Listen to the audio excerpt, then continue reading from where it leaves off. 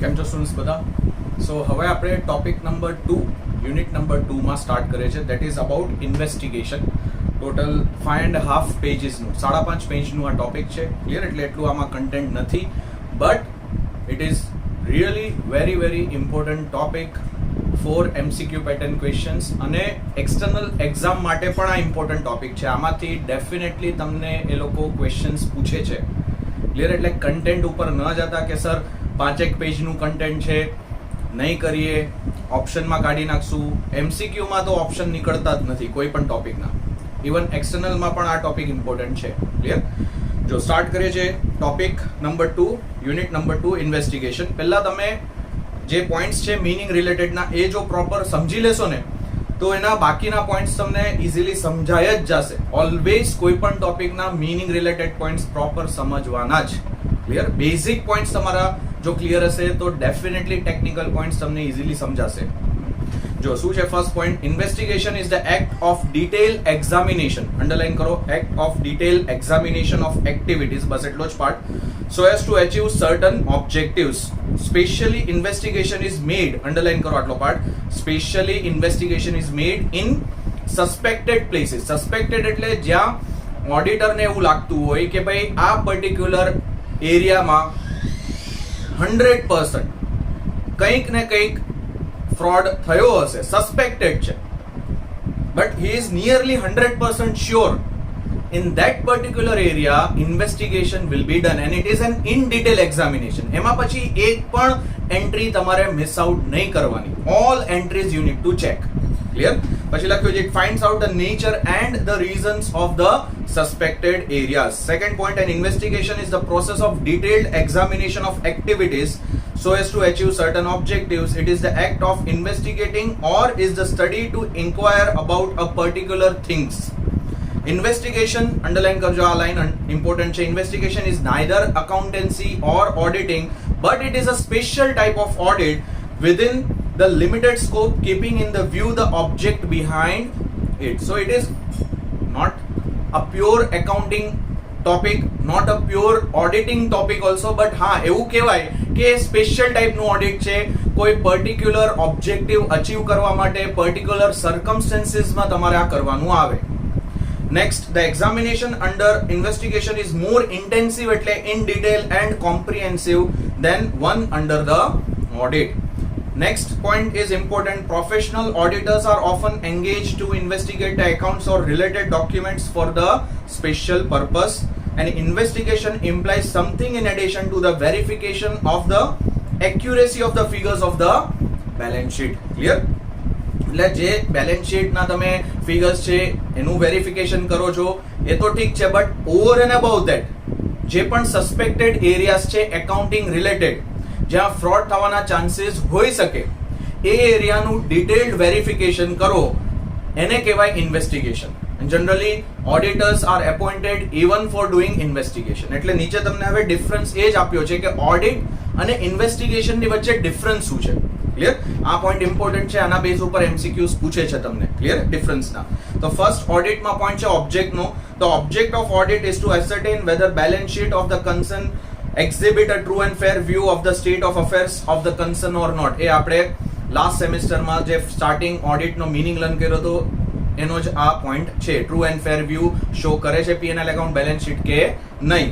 વેરએઝ ઇન્વેસ્ટિગેશનમાં લખ્યું છે it is done for લખ્યું સમ સ્પેસિફિક પર્પસ. એટલો પાર્ટ અંડરલાઈન કરો. According to the necessity.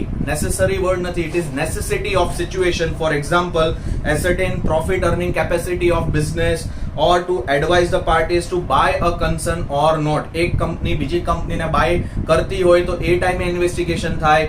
Either company profit making છે કે નહીં એ વેરીફાઈ કરવું હોય તો ઇન્વેસ્ટિગેશન. એટલે કોઈ સ્પેશિયલ પર્પઝ માટે ઇન્વેસ્ટિગેશન થાય always. Clear? Next, scope. The scope of audit may be extended in certain circumstances, but it can never be curtailed. Curtail એટલે reduced. કેમ કે ઓડિટ જે સ્કોપ છે એ ગવર્મેન્ટે જ નક્કી કરેલો છે.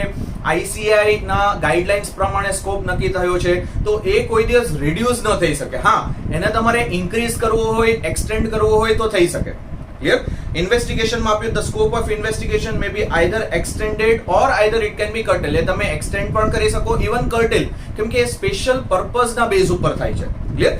જેવી રિક્વાયરમેન્ટ એવી રીતે ઇન્વેસ્ટિગેશન કરી શકો. નેક્સ્ટ, પીરિયોડિસિટીમાં લખ્યું છે audit covers a period of either 1 year or 6 months or even shorter period, whereas investigation may cover several years, even 2 to 4 years નું પણ એક સાથે ઇન્વેસ્ટિગેશન થાય. પણ ઓડિટ જનરલી 1 year નું થાય છે, આઈધર 6 months નું થાય છે, ઇવન શોર્ટર ટાઈમ પીરિયડ નું પણ ઓડિટ થઈ શકે છે. ક્લિયર? પછી કન્ડક્ટમાં લખ્યું છે it is carried out on behalf of the share holders. એ પણ આપણને ખબર છે, in case of company and on behalf of management in case of private concern. Clear? Companies હોય, પ્રાઇવેટ લિમિટેડ, પબ્લિક લિમિટેડ, તો શેર હોલ્ડર્સના behalf ઉપર કરવાનું. એના સિવાય કોઈ બીજું બિઝનેસ હોય, જેમ કે સોલ પ્રોપ્રાઇટરશિપ છે, પાર્ટનરશિપ છે, જેમાં શેર હોલ્ડર્સ નથી, તો મેનેજમેન્ટના પોઈન્ટ ઓફ વ્યૂથી તમારે ઓડિટ કરવાનું. whereas investigation is carried out on behalf of prospective purchase for the potential investors or for the government or for the court. એટલે કોઈ પણ આમાંથી જે માની લો કે કોઈ ઇન્વેસ્ટર છે, એને કંપનીમાં ઇન્વેસ્ટ કરવું છે, એના પોઈન્ટ ઓફ વ્યૂથી તમારે ઇન્વેસ્ટિગેશન કરવું પડે. ગવર્મેન્ટ ઓર્ડર આપે, એના પોઈન્ટ ઓફ વ્યૂથી ઇન્વેસ્ટિગેશન કરવું પડે. કોર્ટ ઓર્ડર આપે, એના પોઈન્ટ ઓફ વ્યૂથી કરવું પડે. ક્લિયર? લીગલ બાઇન્ડિંગમાં લખ્યું છે ઓડિટ ઇઝ કમ્પલસરી. એ ખબર છે in case of joint stock companies. Clear? whereas ઇન્વેસ્ટિગેશનમાં લખ્યું છે investigation of books of accounts and records is not at all compulsory. It is voluntary always depending upon the necessity. એટલે investigation માટે rule નથી કે કરાવવું જ પડે કંપનીઝે, એ એકોર્ડિંગ ટુ ધ નેસેસિટી કરાવી શકો. એક્સટેન્ટ ઓફ ચેકિંગ લખ્યું છે test checking may be done provided auditor can trust on the system of internal control. જે આપણે લાસ્ટ સેમિસ્ટરમાં લર્ન કર્યો હતો પોઈન્ટ ઇન્ટરનલ કંટ્રોલ સિસ્ટમનો. તો based on internal control system તમે ટેસ્ટ ચેક, સેમ્પલિંગ, ક્લિયર, એ તમે કરી શકો. ક્લિયર? અમુક તમે એન્ટ્રીઝ ચેક કરો, અમુક ન કરો, એ તમે કરી શકો છો. બટ ઇન્વેસ્ટિગેશનમાં દરેક એન્ટ્રી ઇન ડિટેલ બધું તમારે વેરીફાઈ કરવું પડે. જો લખ્યું છે ઇટ ઇન્વોલ્વ્સ, લખ્યું છે થરો એક્ઝામિનેશન. થરો એટલે in detail examination of books of accounts for particular years. Sequence of work, it rarely happens that investigation is done earlier to audit. A generally ન થાય. ઇન્વેસ્ટિગેશન પહેલા થાય પછી ઓડિટ થાય એવું નહીં. ઓડિટ ઓલવેઝ પહેલા થાય પછી જ ઇન્વેસ્ટિગેશન થાય. ક્લિયર? અને પછી લખ્યું છે ઇન્વેસ્ટિગેશનમાં it relates to the books which have already been, લખ્યું છે audited. Qualification, auditing can be undertaken by only practicing CA. ઇન્વેસ્ટિગેશનમાં લખ્યું છે it is not necessary that an investigator should be a chartered accountant. એ પણ rule નથી, but generally auditor જે chartered accountants હોય છે એ ઇન્વેસ્ટિગેશન કરતા હોય છે, બટ રૂલ નથી કે એ લોકોએ જ કરવાનું. Clear? Next, utility. The results of auditing are always widely use. Investigation results are only beneficial to some people, to clients. એટલે જેના માટે તમે ઇન્વેસ્ટિગેશન કર્યું છે એમના માટે જ એના રિઝલ્ટ્સ બેનિફિશિયલ છે, અધરવાઇઝ બીજા કોઈ માટે નથી. Clear? And last, submission of રિપોર્ટમાં લખ્યું છે audit is always carried out on behalf of honour of the business. Therefore, the audit report is submitted to him. Whereas investigation માં લખ્યું છે while report of investigation is to be submitted to the person on whose behalf it is being conducted. Owner of the business, audit માં લખ્યું છે report will be submitted to the owner, means the shareholder. General meeting માં તમે audit report submit કરાવો તો તમારે shareholders ને audit report submit કરવાનો. વેરેઝ ઇન્વેસ્ટિગેશનનો રિપોર્ટ તમે જેના માટે ઇન્વેસ્ટિગેશન કર્યું છે એ લોકોને તમારે સબમિટ કરાવવાનો. જો ગવર્મેન્ટના ઓર્ડર માટે કરો છો તો ગવર્મેન્ટને કરાવો, કોર્ટના ઓર્ડરના બેઝ ઉપર કરો તો કોર્ટને કરો, કોઈ ઇન્વેસ્ટરના ઓર્ડર ઉપર કરો તો ઇન્વેસ્ટરને કરો. ક્લિયર? સો ટોટલ 10 પોઈન્ટ્સ તમને એ લોકોએ ડિફરન્સ બિટવીનના આપેલા છે, બટ આ 10 પોઈન્ટ એવું સમજજો કે એમસીક્યુ ક્વેશ્ચન્સ જ છે, એટલું ઇમ્પોર્ટન્સ છે આ પર્ટિક્યુલર ડિફરન્સીસનું. ક્લિયર? ચલો નેક્સ્ટ, હવે હેડિંગ છે ગાઇડિંગ પ્રિન્સિપલ્સ ફોર ઇન્વેસ્ટિગેશન. તેમાં લખ્યું the exact procedure to be followed for an investigation would vary. વેરીમાં VARY આવશે, VERY નહીં. વેરી એટલે change. Clear? VARY. Much depends upon the purposes for the vary depends upon the purposes upon the which investigation has been undertaken. એટલે according to purpose you can change the type of investigation, you can change the method of doing investigation. It varies according to the purposes. Clear? It is not possible to lay down any standardized procedure નથી કોઈ. જેમ કે ઓડિટની standard procedure છે કઈ રીતે તમારે audit કરવાનું. Clear? ICAI એ તમને સજેસ્ટ કરી છે, ગાઈડલાઇન્સ આપેલી છે, બટ ઇન્વેસ્ટિગેશનની એવી કોઈ સ્ટાન્ડર્ડ પ્રોસિજર નથી. It varies. વેરીઝ એટલે it changes according to the circumstances, according to the purpose. પછી however investigator should bear in mind the following aspects. તમે આ પોઈન્ટ્સ કન્સિડર કરી શકો છો for the purpose of doing investigation or for the setting up the procedure of investigation. તમે આ બધા points consider કરી શકો છો. તો પહેલું છે identification of scope and objective. પહેલા તમે એ જાણવાની ટ્રાય કરો કે ઓબ્જેક્ટિવ શું છે ઇન્વેસ્ટિગેશન કરવા પાછળનું અને એનો સ્કોપ શું છે. ક્લિયર? તો એમાં લખ્યું છે before starting investigation the investigator should obtain from his client, અહીંયાથી અંડરલાઈન કરો, investigator should obtain from his client clear instructions in writing regarding the objective of investigation and scope. પહેલા તમે ક્લાયન્ટ પાસેથી ઇન્વેસ્ટિગેશન કરવા પાછળનો ઓબ્જેક્ટિવ શું છે અને ઇન્વેસ્ટિગેશનનો સ્કોપ શું રહેશે એ ઇન રાઇટિંગ તમે એની પાસેથી લઈ લો. ક્લિયર? પછી લખ્યું છે scope of the investigation, the period to be covered and the limits if any imposed upon the extent of his inquiry.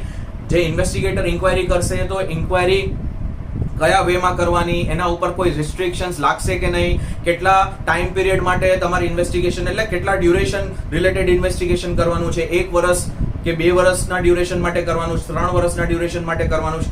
આ બધી ડિટેલ પહેલા તમે ક્લાયન્ટ પાસેથી લઈ લો અને then only you should start your investigation. Clear?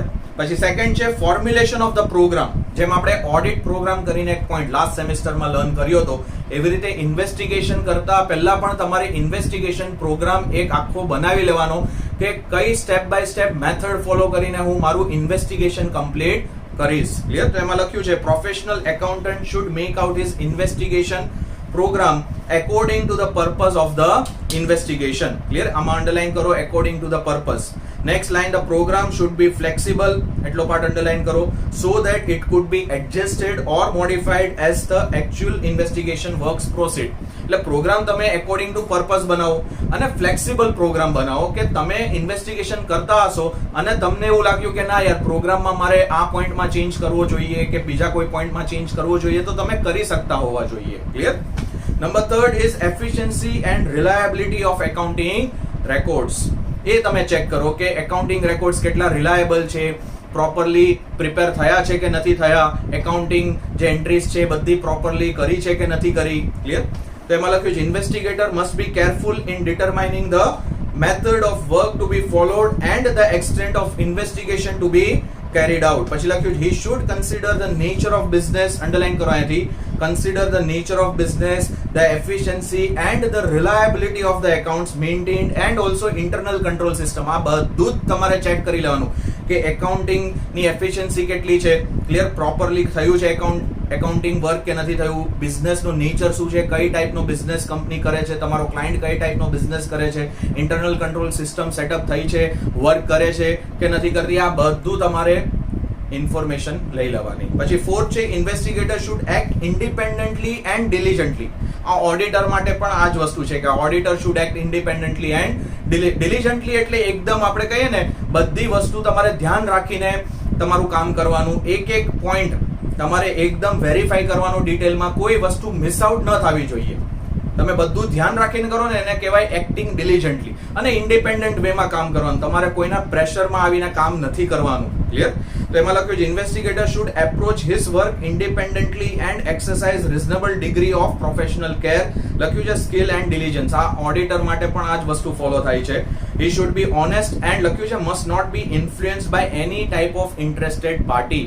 જો કોઈ પણ માણસ તમને પ્રેશરાઇઝ કરવાની ટ્રાય કરે કે તમને આઈધર આપણે કહીએ બ્રાઇબ આપવાની ટ્રાય કરે કે ભાઈ તમે આટલા રૂપિયા રાખી લો, તમે ઇન્વેસ્ટિગેશન રિપોર્ટ આવો આપજો, તો એ તમને અફેક્ટ વસ્તુ થવી ન જોઈએ. You should be working honestly and independently and ડિલિજન્ટલી.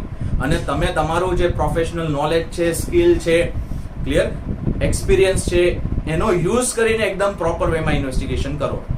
પછી નેક્સ્ટ નંબર 5 છે inquiry about the character and the position of the client staff. ક્લાયન્ટનો જે સ્ટાફ છે એ લોકોનું કેરેક્ટર કેવું છે, એ લોકો કઈ પોઝિશન ઉપર વર્ક કરે છે, એમની ઓથોરિટી શું છે, એમની રિસ્પોન્સિબિલિટી શું છે, ડ્યુટી શું છે એમની, એના રિલેટેડ ઇન્ફોર્મેશન લઈ લો સો દેટ તમને ખબર પડે કે ભાઈ તમને જો કોઈ ડાઉટ હોય, તમારે કોઈ ક્વેશ્ચન પૂછવો હોય તો તમારે કયા સ્ટાફ મેમ્બરને પૂછવાનું. ક્લિયર? એ બધી વસ્તુ. An inquiry must be made by investigating accountant into the position and character of the person in connection with the business. પછી 6 છે કન્સલ્ટેશન વિથ એક્સપર્ટ્સ. તમે એક્સપર્ટ્સ ને કન્સલ્ટ કરી શકો, એમની જોડે ડિસ્કસ કરી શકો, કોઈ પોઈન્ટ ટેકનિકલ હોય એમની એડવાઇસ, એમના સજેશન્સ તમે લઈ શકો છો. Clear? An investigator should not completely depend upon the audited accounts of the undertaking under the investigation. Next line underline કરો, where it is desired he should get the opinion of experts. જો એને એવું લાગે કે audited એકાઉન્ટ્સમાં પણ કંઈક plus minus છે, પૂરેપૂરું રિલાય નહીં કરવાનું ઓડિટેડ એકાઉન્ટ ઉપર, કેમ કે ઓડિટ પણ હ્યુમન બિંગે જ કરેલું છે, હ્યુમન એરર થઈ શકે, એની પણ મિસ્ટેક થઈ શકે, એટલે પૂરેપૂરું રિલાય ન કરો. તમે એને એકવાર ક્રોસ વેરીફાઈ કરો, તમે કોઈ એક્સપર્ટને ઓડિટેડ એકાઉન્ટ્સ દેખાડો, એની જોડે તમે વાતચીત કરો, તમારું નોલેજ છે શેર કરો, એ તમને કોઈ એડવાઇસ આપે એનું તમે ધ્યાન રાખો. ક્લિયર? પછી આગળ લખ્યું છે લાઈક વેલ્યુઅર્સ, કયા કયા એક્સપર્ટ્સ હોઈ શકે? વેલ્યુઅર્સ છે, સર્વેયર્સ છે, other technical experts in case of valuation of inventory and other assets or any type of technical matters. પછી 7th point છે analysis of findings and preparation of report. તેમાં લખ્યું છે he should analyze the data and evidences or explanations collected by him and formulate the conclusions to be presented in his report. જે પણ data એની પાસે છે એનું એને પ્રોપર એનાલિસિસ કરવાનું, એના એવિડન્સીસ, એના રિલેટેડના એક્સપ્લેનેશન એને કલેક્ટ કરવાના, and based on that he should present such data in his report. રિપોર્ટમાં તમે પ્રેઝન્ટ કરો ડેટા, એની પહેલા તમે વેરીફાઈ કરી લો કે ડેટા કરેક્ટ ડેટા છે કે નહીં. Clear? Next, finally the investigator should prepare his investigator report after completion of his work. His report of the investigation must be drafted carefully. આ ઓડિટર માટે પણ આ જ પોઈન્ટ્સ હતા કે ઓડિટ રિપોર્ટ એકદમ પ્રોપરલી ડ્રાફ્ટ થવો જોઈએ, એની લેંગ્વેજ એકદમ પ્રોફેશનલ લેંગ્વેજ હોવી જોઈએ, મિસ્ટેક્સ ન હોવી જોઈએ રાઇટિંગ પાર્ટમાં. ક્લિયર? બધી ઇન્ફોર્મેશન એક્યુરેટલી ટેકનિકલ વેમાં એને પ્રેઝન્ટ કરવાની. સેમ વે ઇન્વેસ્ટિગેટરે પણ એ જ વસ્તુ ફોલો કરવાની છે. The report should be precise એટલે up to the point, clearly worded, and લખ્યું છે ટુ ધ પોઈન્ટ, એક્યુરેટ હોવો જોઈએ, ક્લિયરલી વર્ડેડ એટલે વર્ડિંગ્સ એના એકદમ ક્લિયર હોવા જોઈએ, ક્લિયર કન્ફ્યુઝિંગ લેંગ્વેજ ન હોવી જોઈએ. પછી એ જ છે maintenance of proper record and working papers. આ ઓડિટર માટે પણ એપ્લાય થાય છે. વર્કિંગ પેપર્સ, એવિડન્સ, એને ઓડિટ કરતી વખતે જે પણ એવિડન્સ કલેક્ટ કર્યો હતો એના વર્કિંગ પેપર્સ છે એને મેન્ટેન કરી રાખવાના. એવી રીતે ઇન્વેસ્ટિગેટરે પણ મેન્ટેન કરી રાખવાના. Clear? He should also keep full records of data and oral conversations held with various personnel of the concerned business or the evidences examined during the period of investigation for further reference. કદાચ ફ્યુચરમાં એને કોઈ રેકોર્ડની જરૂર પડી તો એને investigation એને જ્યારે કર્યું ત્યારે એને જે પણ રેકોર્ડ્સ એની પાસે હતા, જે પણ એવિડન્સીસ હતા, જે પણ લોકો જોડે એને વાતચીત કરી હતી, તો ઓરલ એવિડન્સીસ હતા, એ બધી વસ્તુ એને સ્ટોર કરી રાખવાની four further reference in future. 9th point છે રિપોર્ટ કન્ટેન્ટ્સ. આ લાસ્ટ પોઈન્ટ છે ગાઈડલાઇન્સ પ્રિન્સિપલ્સનો. તો નેક્સ્ટ પેજ ઉપર કન્ટેન્ટ આપી છે કે રિપોર્ટમાં તમારે શું કન્ટેન્ટ આપવાનું. The content of his record will depend upon the facts of the case and will differ depending upon the object of the investigation. It changes. એવું ફિક્સ નથી કે આ જ કન્ટેન્ટ તમારે લખવાનું. ઇન્વેસ્ટિગેશનના જે ઓબ્જેક્ટિવ્સ છે, જે પર્પસ છે, જેના બેઝ ઉપર તમે ઇન્વેસ્ટિગેશન કરતા હતા એના બેઝ ઉપર કન્ટેન્ટ ચેન્જ થઈ શકે.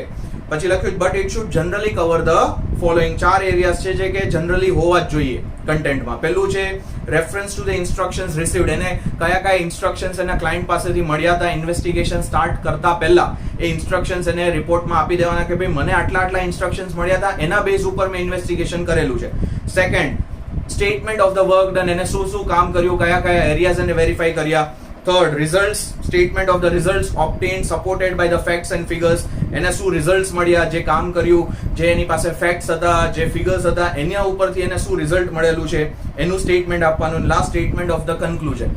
તો એ રિઝલ્ટના બેઝ ઉપર એને શું કન્ક્લુડ કર્યું, એનો શું પોઈન્ટ ઓફ વ્યૂ છે એ તમારે આપી દેવાની. આ 4 એરિયાઝ કમ્પલસરી ઇન્વેસ્ટિગેશન રિપોર્ટમાં હોવા જોઈએ. Clear? So that is the end of guiding principles of investigation. અહીંયા સુધી રાખીએ છીએ.